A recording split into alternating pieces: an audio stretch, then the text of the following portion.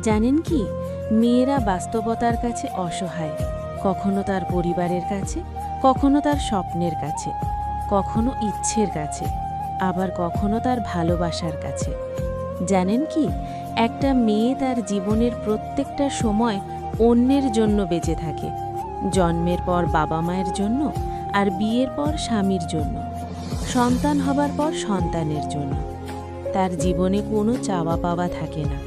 যেটা থাকে সেটা হলো সবাইকে নিয়ে বেঁচে থাকার স্বপ্ন।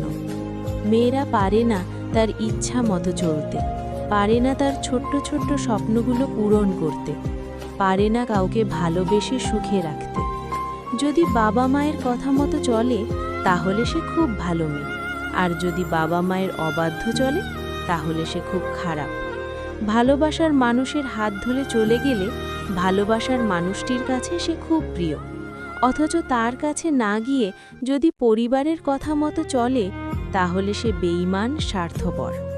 শুধুমাত্র একটা মেয়ে জানে এই সমাজে চলতে গেলে তাকে কত বাস্তবতার সাথে যুদ্ধ করতে হয়।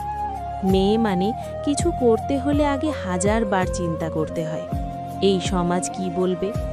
মেয়ে নামক শব্দের অর্থ এক একজনের কাছে এক এক রকম।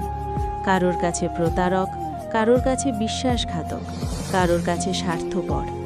আসলে মেয়েরা প্রতারক, বিশ্বাসঘাতক, স্বার্থপর কিছুই না। মেয়েরা যদি প্রতারক হতো তাহলে কোনো সন্তানই এই পৃথিবীর মুখ দেখত না। কথাগুলো শোনার জন্য ধন্যবাদ।